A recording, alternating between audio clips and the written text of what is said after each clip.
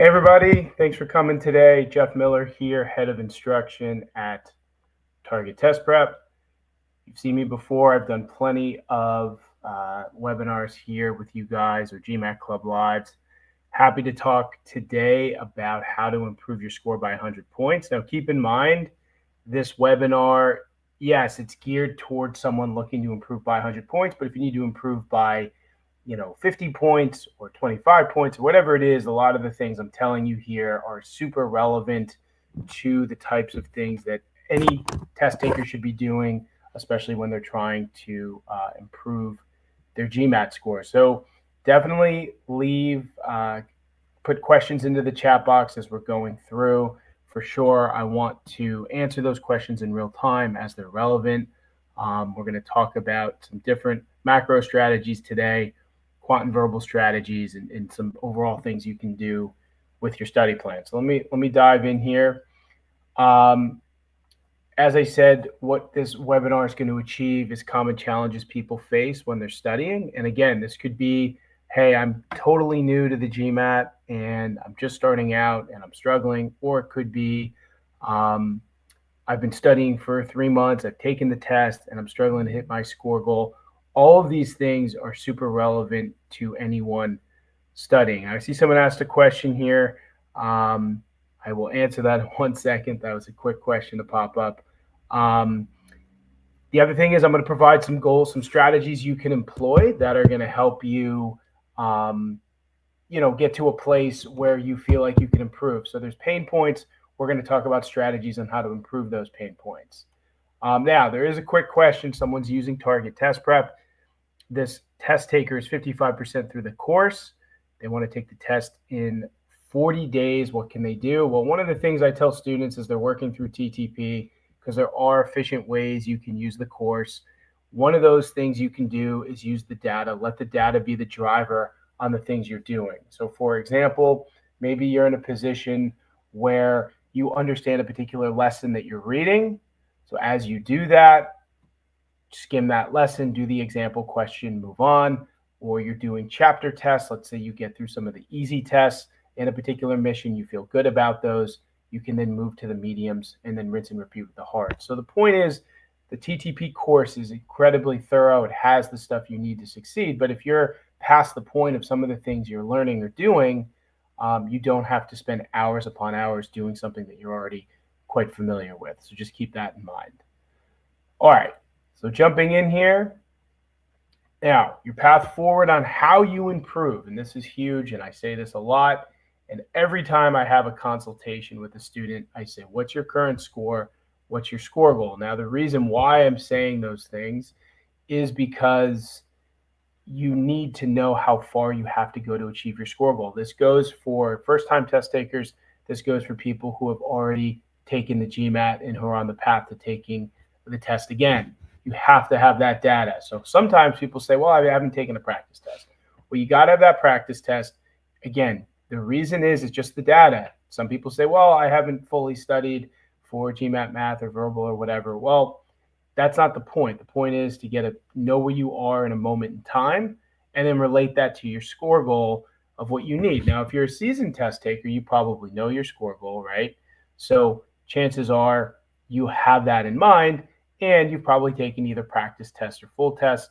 But remember, the way that you deal with, say, a retake or a score improvement type of study routine, it really has to do with how far off you are and what the data is telling you. So I want you to keep that in mind as you craft your own situation. Again, someone starting off for the first time who needs a 200-point increase is much different than the person who's been studying for 6 months, maybe just didn't do well on their test, and then maybe they can take the GMAT again in 2 weeks because their practice test scores showed that they were doing really, really well and they're in line to get their score, just if they're in a position where they can put in a little bit of prep, a little bit of maintenance, and be in a place where they don't have to do much to get over the hump. So just keep that in mind and try to keep those things tucked away so you're not comparing yourself to people who are in a much different situation than you are. All right. Now, identifying your skill gaps. This is super, super, super important. If you don't identify your skill gaps, you're going to be in a tough spot because you're not going to know where you're weak. Now, this is coming from someone who maybe has studied for a while, took the test, and you're not necessarily getting or achieving the things on your test that you set out to, right? So after that test, there's different ways you can identify those skill gaps. And remember, if you're 150 points off your score after taking a test, it may not be as simple as just identifying skill gaps. Sometimes your skill gaps are everywhere. And in that point, you need to take a very long term approach to how you're dealing with your prep moving forward. But let's say, again, your practice test checked out, you just didn't get the score you wanted on your test, and you just want to do some micro fixes to what's going on with your prep. Well, in this case, it's simple. Take a look at your score report. I'm not saying the score report is the be all end all. Unfortunately, it's not. I wish it was, but it does give you some good data, right? Some good data. Look at the macro areas you're struggling with. How are you doing in critical reasoning versus reading comprehension? How are you doing in graphics interpretation versus table analysis and DI? What are some major quant topics that you're potentially struggling with? All of those things are important to consider as you work through your proceeding or study plan that you're going to be dealing with leading up to test day. Now, that's just one data point, and I don't want you to make your study plan just based on that data point. Another big thing, and I do this with my tutoring students, I say, look, let's take a look at your MBA.com practice exams.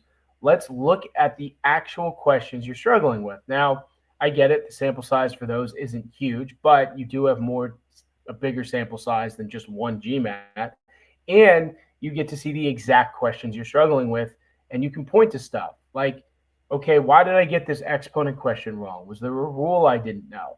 Why am I getting, weakener questions wrong in critical reasoning? Why am I getting main argument questions wrong in reading comprehension?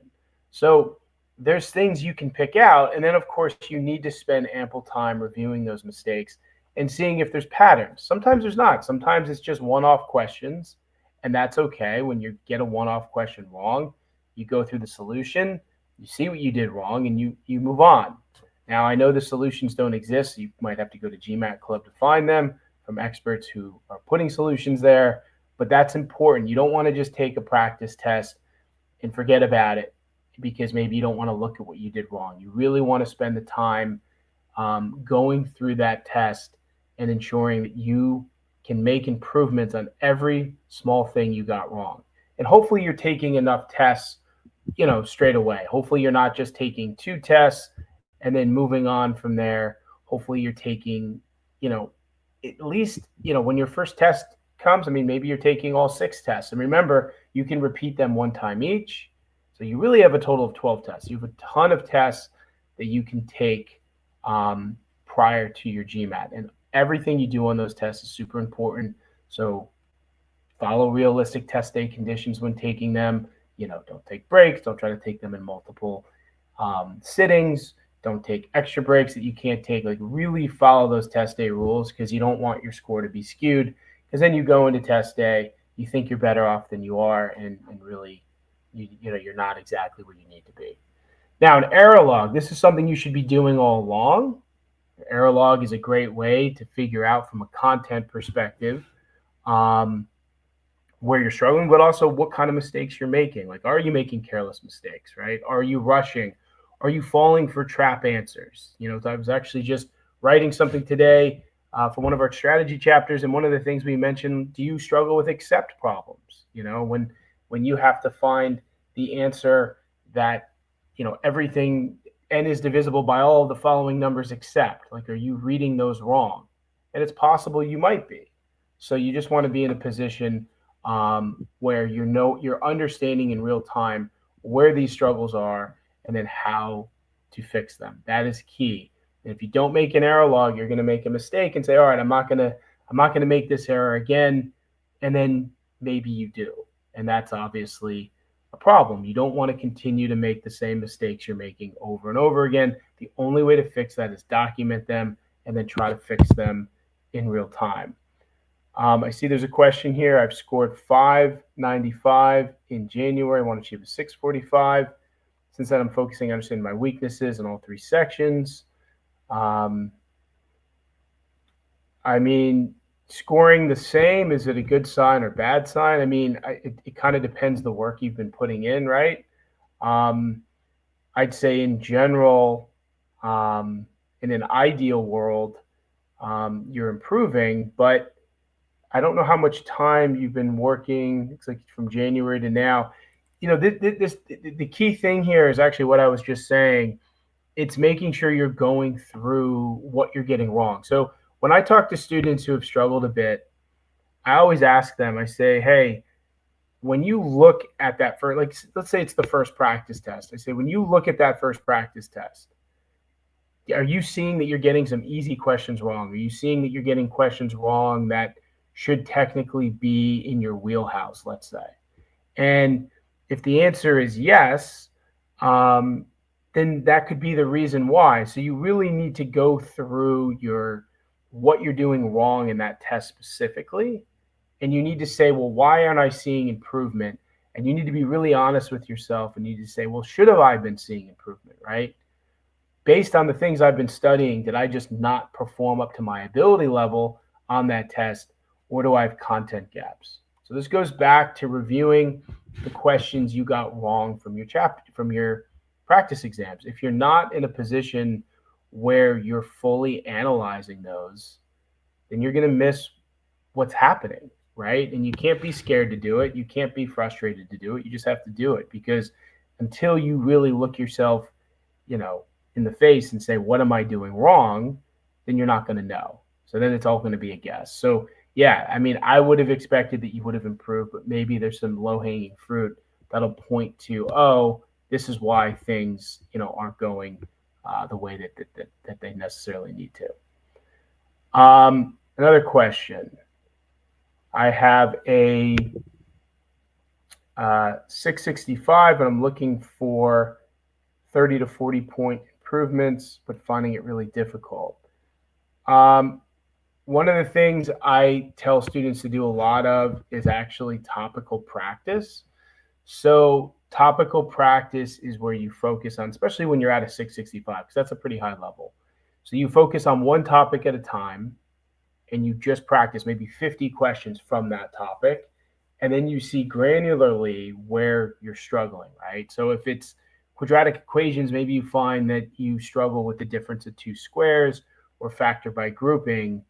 And then from that topic, you make those fixes, and then you kind of rinse and repeat with more quant topics and more verbal topics and stuff like that. So yeah, that's a good way to go about kind of finding those gaps. All right, so moving on here.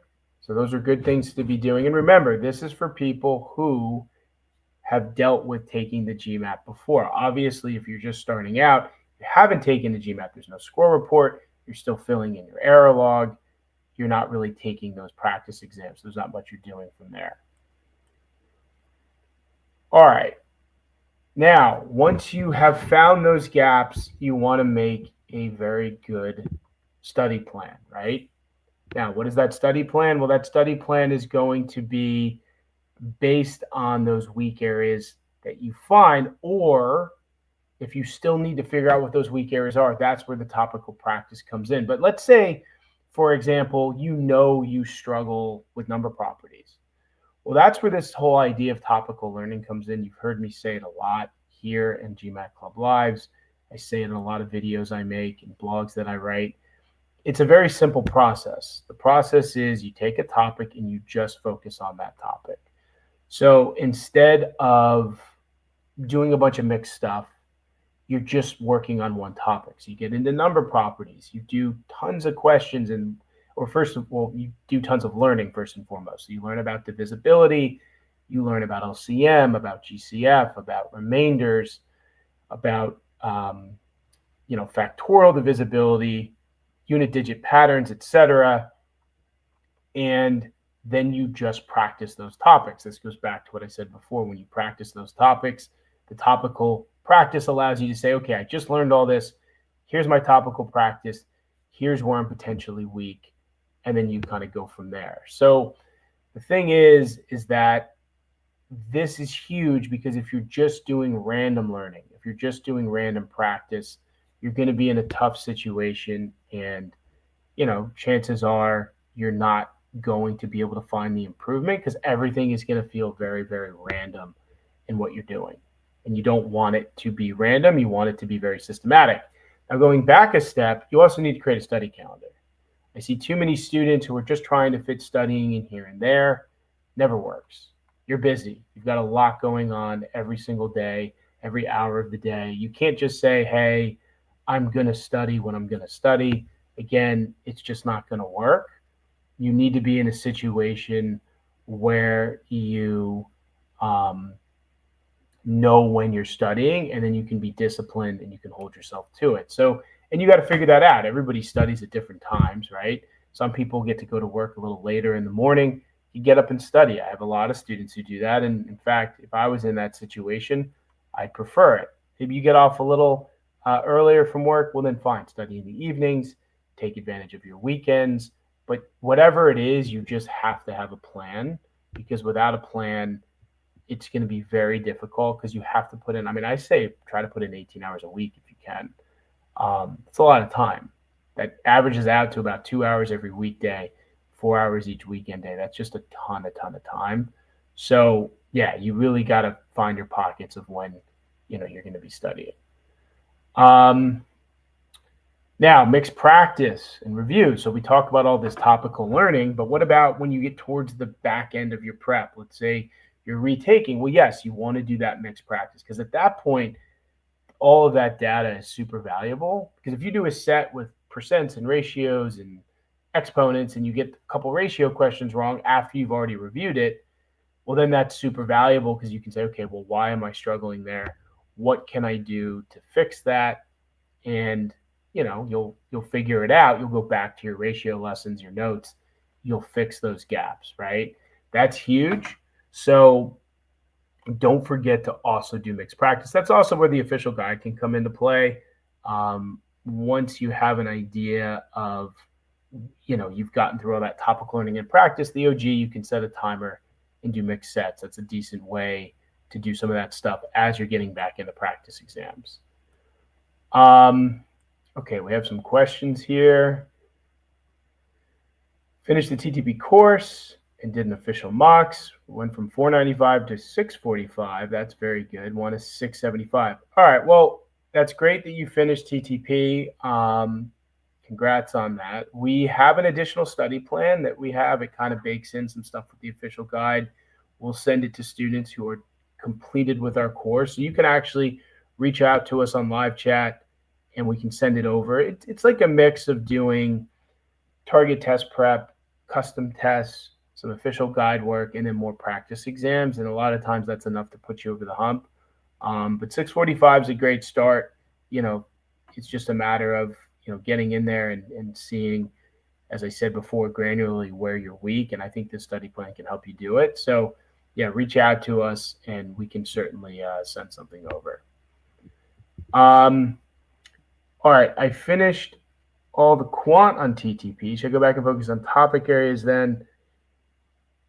Once again, you could reach out. We could send you that study plan. One thing, yes, doing a lot of mixed sets is important if you're done with TTP. Going back into your error log is important. Looking over your notes, like one person today I was talking to, and they said, well, how I'm nervous about doing all of this review. I said, look, were you taking notes as you've been going through our course? They said, yes. Well, then, the logical step forward is to then review those notes, of course, right? Because, and hopefully you're doing that. Taking notes serves a lot of different purposes, one of which being it allows you to make sure you're an active reader or participant in your learning as you are reading, going through videos, etc. And then also you can go back and review those and as you're going through, past topics and stuff like that. So all of that is super important, and hopefully you have been taking those notes, right?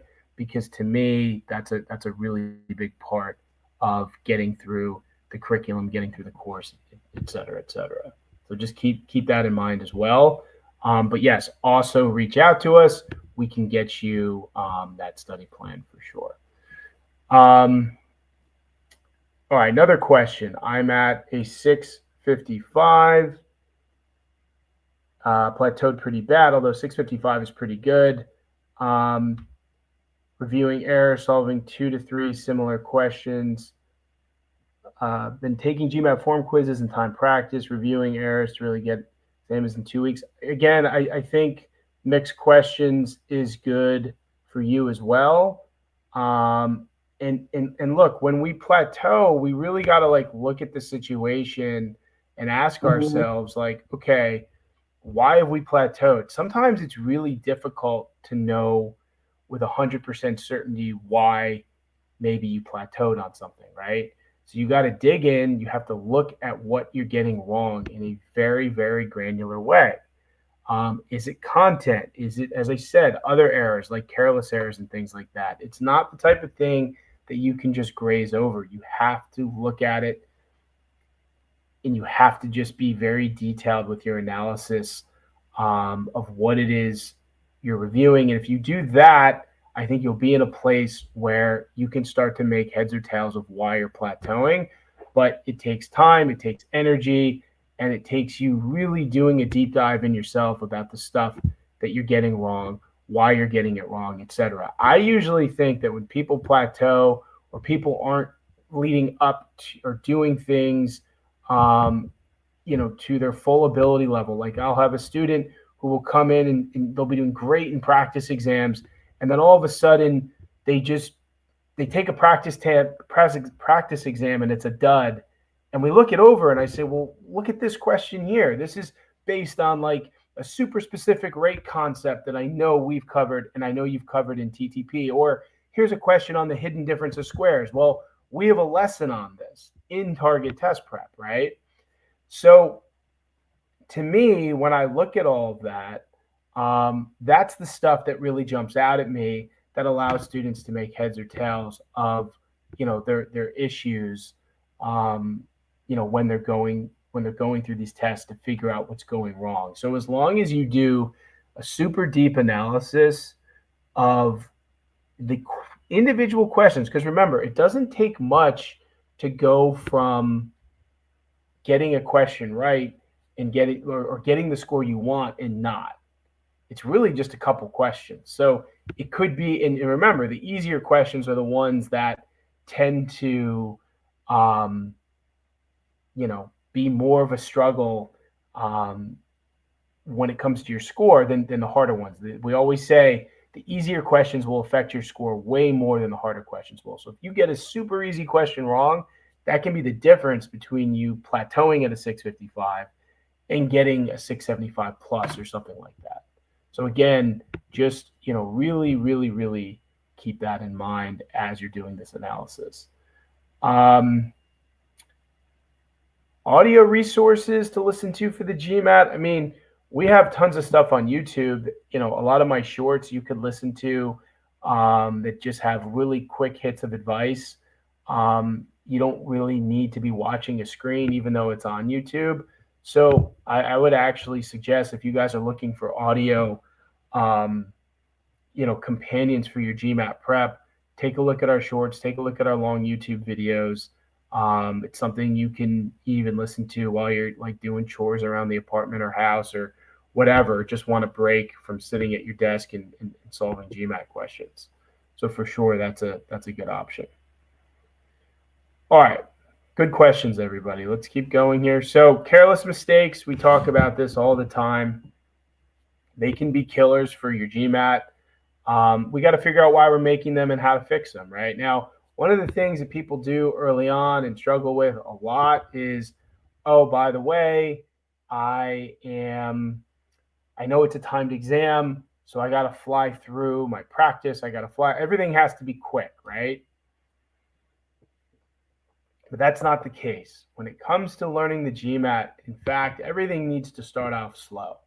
And then as your skills progress, you get faster. That's like anything in life. It's the same concept. Usually when you do things in life, You're slow at first. You get a new job, you're slow at first. You're trying a new instrument, you're slow at first. Eventually you get fast because it becomes second nature. That's the GMAT, and that's how you're going to eliminate your careless mistakes. But there could be other reasons why you're making them. Let's say maybe you're just, your handwriting isn't good. Maybe you're writing too fast, right? Whatever it is, you have to figure out the reason and you have to fix it, because I can't tell you how many times I've heard from students that they're making careless errors. And yes, there's issues when that happens, and we always want to be in a situation where we're avoiding those from creeping up on test day. That's why the error log is so important, because if you don't recognize that you're making careless mistakes, guess what's going to happen? You're going to keep making them. You're going to make them on practice tests.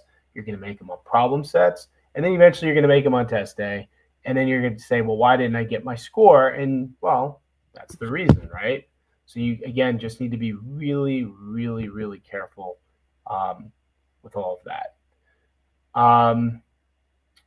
Okay, I thought we had some other questions. We do not. So we can keep moving. Now, timing issues. We just talked about not rushing at first, but there's different levels of timing issues. I mean, look, if you're slow across the board, well, guess what that means? It doesn't mean you can one day say, well, I'm just going to rush and be better and faster. It means you have skill gaps. I mean, it's simple, right? And that's okay. Those just need to be fixed. And as you fix those, yes, you'll get faster. But then there's the actual timing strategies in the GMAT as a whole. Well, what are those timing strategies? Well, you need to understand how much time you have per question, and you have to get an internal clock where you can say to yourself, okay, I'm counting down here. I feel like I'm over my 2-minute mark. What do I do? Because at that point, you then have to make decisions, right? And what are your decisions? Well, your decisions are, do I move forward with this question, or do I cut bait and keep moving? You can always come back to 3 questions and fix them. You can review everything, but you can come back and fix a certain number of questions. So it's good to know and understand that aspect of it, right? But you can't, the one thing I'm always telling students is you can't let one question ever be your downfall. You just can't, right? Because that would kill a whole test. And we say this thing in a lot of our videos and blogs. You can't let, you can't lose the bet. You have to lose the battle to win the war, right? Now, what does that mean exactly? Well, that means, hey, let a question go, even if it's a question you should get. I always recall this one time I was taking the GMAT, and there was a weighted average question, and I couldn't get it. And I said to myself, well, you know what? This is just, I have to give up on it. I can't sit there and continue to deal with this question, because it's going to screw up the rest of my section. And nobody wants that, right? So what do? You let go of that question, you move on, and you make sure that the rest of the section stays intact. So these are strategic things you have to be doing, throughout your prep. And if you do that properly, then you're going to be fine. And then there's other things. How about guessing, right? You need to know when exactly you need to guess on a particular question. That's huge, right? Because if you're in a position where, again, you have to move on from a question, are you going to blindly guess, or are you going to strategically guess, right? That's important. So you need to know how you can eliminate answer choices. You need to know when you can get it down to a 75% chance versus a 25% chance. And at least you're in a position where you are putting the odds in your favor. Again, can you come back and change a question? Yeah, you can. And that's great. But yeah, you always want to make sure you're in a place where you're using all of these tools to your advantage. And again, I will say this again, because I've seen this too often with students. You can't let 1 or 2 questions be your downfall in any given section. I understand we get to the test, we're pumped up, we want that first question to be answered correctly. I totally get that. However, if you don't know it, you can't spend 10 minutes on it, because it will destroy the rest of the section. And then you're done for the rest of the GMAT. So you have to just be super strategic when it comes to how you're thinking about the test as a whole.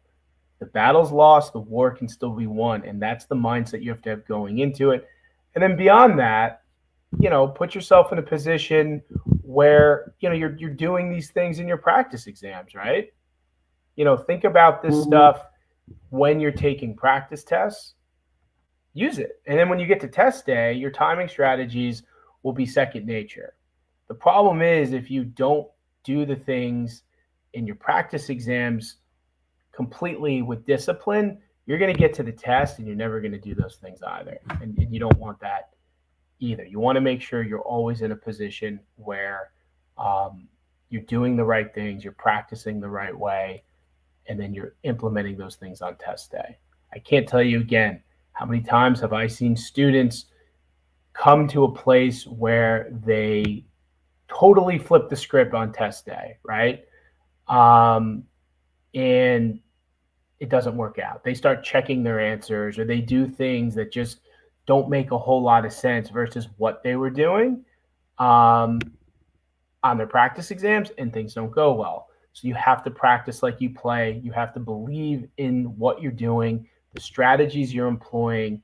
You have to really be in a place where you're not changing those things up on test day. I promise you that's going to be so huge for your progress, for your success. So again, do the right things on practice tests and then implement those on test day. All right. Moving forward here. Let's see. Quant strategies. So some pretty cool things you can do with Quant. This is just a couple of examples here. Tools in your toolbox, right? We have a lot of them. There's a lot of ways we can deal with and solve problems on the GMAT. One of them being, let's talk about numbers or variables. We have those VIC questions, variables in the answer choice, right? Well, how do we tend to deal with those questions? Well, sometimes I tell students just to use variables, stick with the variables, right? It's a very simple, clean way to deal with the question, right? Other times I say to students, plug in values. If you don't understand how to solve the question using variables, just plug in values, okay? You can do that, but you have to have those different tools in your toolbox and ways of dealing with questions in your toolbox so you can get to a place where you know when to employ which tool. My rule of thumb is if I don't understand how to do a question with the variables, I'll start plugging. If I can easily deal with the question with the variables, I leave the variables. Or another example, average rate questions. One of the favorite things I like to do in my webinars. Well, guess what you can do in average rate questions when the distances are the same? You can plug in a real number for the distance. Now, I used to go through that type of problem just using variable D and D and then letting that variable cancel out. Now I like to plug in strategic numbers. But this is stuff I've learned over time, and I've understood for me personally what works. Now remember, what I do personally isn't necessarily what has to be done for all students when it comes to solving certain questions. But the more tools you have, the more kind of leeway you'll have on test day if you get to a particular question. Let's say method one doesn't seem like it's going to work well, then go to your next method, and that should help. How about formulas, right? And we have tons of formulas that we have our students learn on TTP. We have an equation guide. We have flashcards. Formulas are your friend. Now, I'm not saying you just need to blindly learn formulas, because that's not the case, but you do need to be in a position where you are, where you're learning them and understanding them and knowing how to apply them. Okay, you don't have to know the deep, darkest, evolution of what these formulas are, because you're not giving a report on them, but you just need to know to a point of how to use them. We can go back to rates. You need to see an average rate question and say, okay, total distance over total time. I got it. Converging, distance 1 plus distance 2 is total distance. I got it. How about overlapping sets? There's a number of formulas you have to know and be able to use for 3 circle sets, like A plus B plus C minus the double minus 2 times the triple plus the neither equals the total. another formula. So if you know those formulas, it takes a little bit of weight off of you when you're dealing with stuff on the test. Because if you have to recall formulas and then answer a question, that's a lot of heavy lifting that I think you don't want to necessarily be dealing with on the test.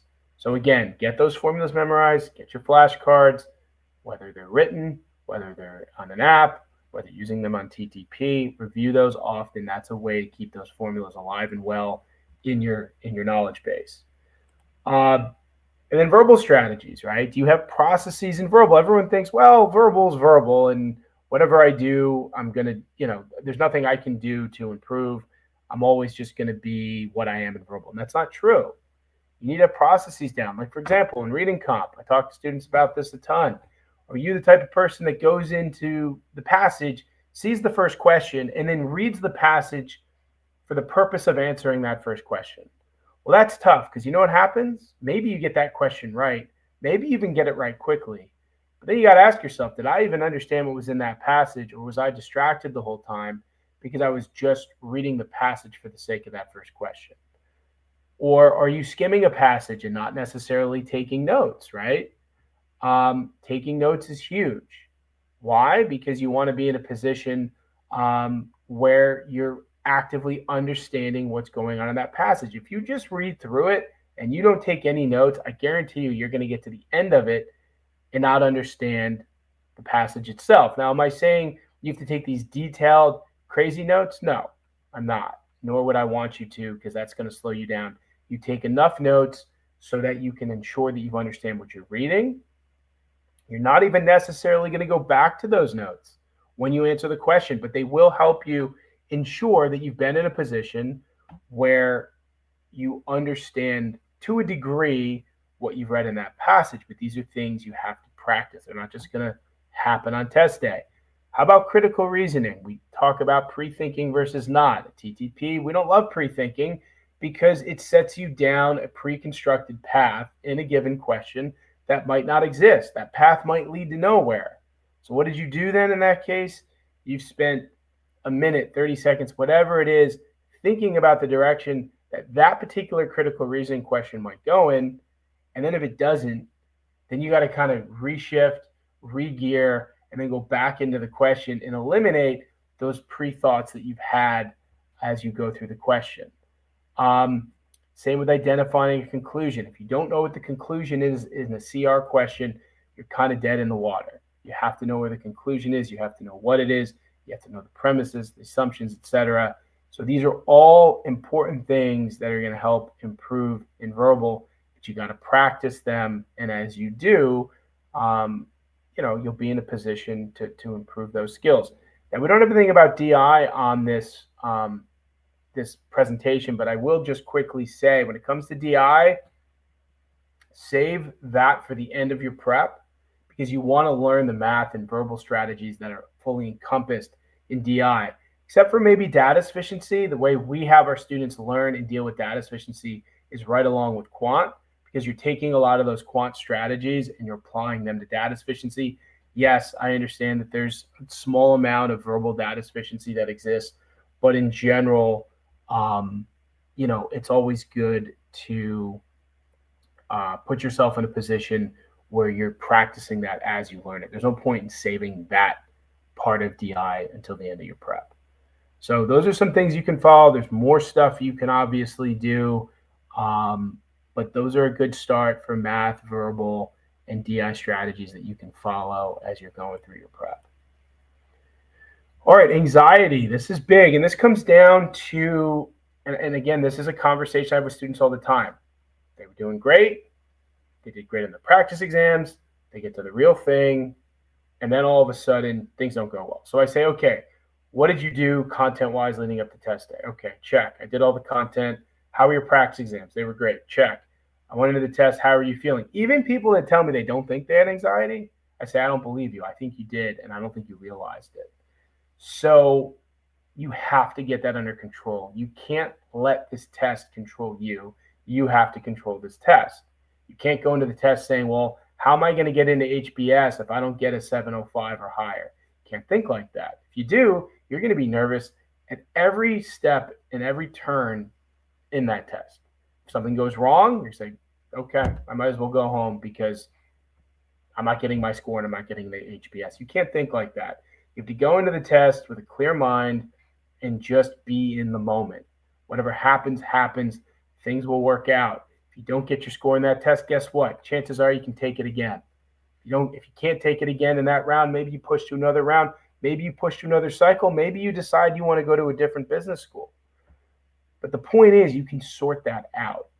If you've worked hard up to test day, you have to have the confidence that you can succeed. If you don't have that confidence, well, what's going to happen? Well, you're going to go into the GMAT, and every little thing that goes wrong, you're going to think, well, I'm screwed. And you don't want that. You've worked hard. You've put in the time. If you're doing the 18 hours a week, if you're studying for 4 to 6 months, like why would you want to go into the GMAT and have everything crumble, even though you have done the things that you need to do going into test day? And there's things you can do, just staying positive, visualization techniques leading into test day, visualizing yourself getting questions right, visualizing that great score popping on the screen, deep breathing, get into the habit of doing things to kind of refocus yourself. If you find things spiraling in a given GMAT, take a second, take a few deep breaths, then move on. Yeah, I get it. You might waste 10 seconds doing it, but that could be the difference between how you finish a section or how you finish the GMAT. And be aware of your anxiety. If it exists, do something about it. Don't just say, oh, well, I'm fine, I'll figure it out. You won't, because whatever anxiety you're experiencing as you go through your study plan and leading up to test day, it's going to get worse when you're actually on the GMAT. So try to curb that before it happens. And I think that can be huge for your score. And be honest with yourself. If you go in and, like I said, the boxes are checked, content, practice tests, and I didn't get my score, really take a deep look inside and say, wait, was I super nervous during that test? And sometimes it just takes giving the GMAT another shot, maybe GMAT number 2, and you get your score. And if it's just anxiety, maybe you just take the thing in 2 weeks. But try to change your mindset so you don't find that you're, having these panicky type of moments.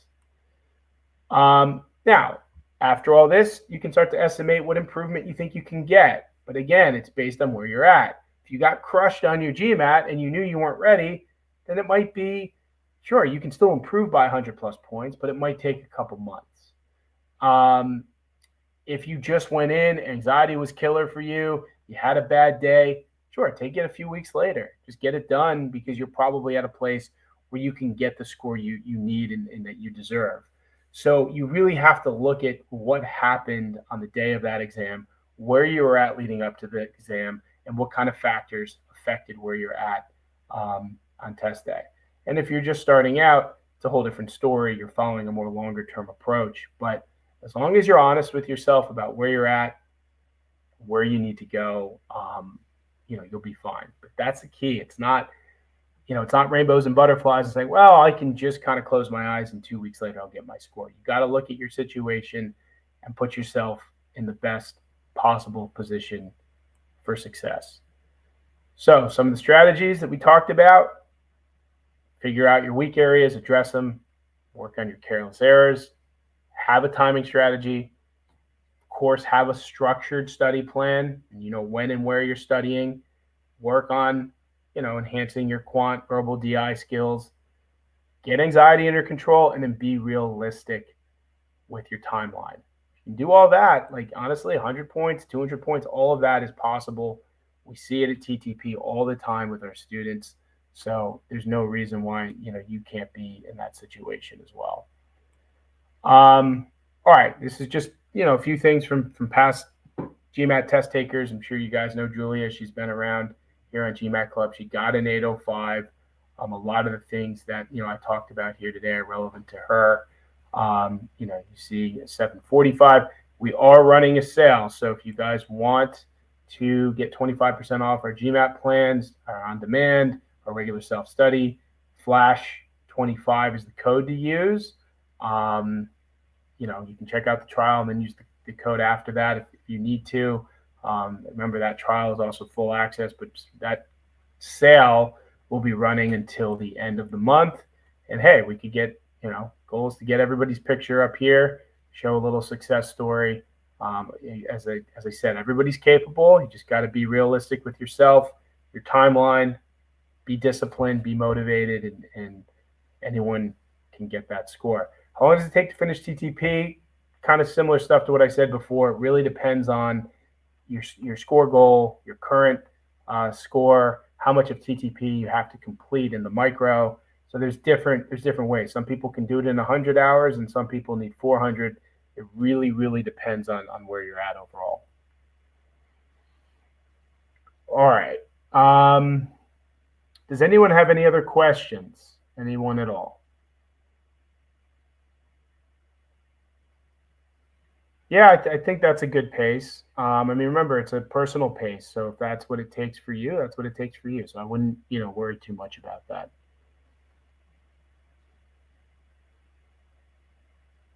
Any other questions?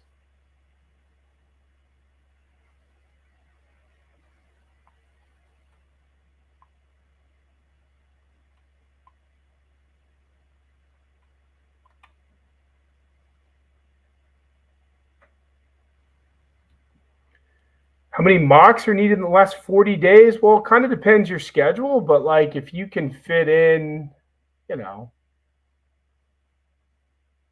mock every 4 or 5 days, I mean, as long as you're in that practice test phase, I think you could do 6 practice exams in 40 days easy.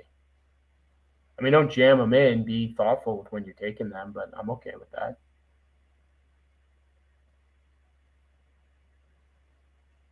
Any other questions? The best order of sections, that's a really personal decision. People ask us that a lot. You just got to tinker with it and see what works for you and then roll with that on test day. Which mocks? Take the official ones.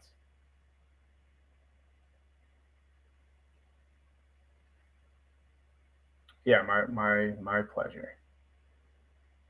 Any other questions here?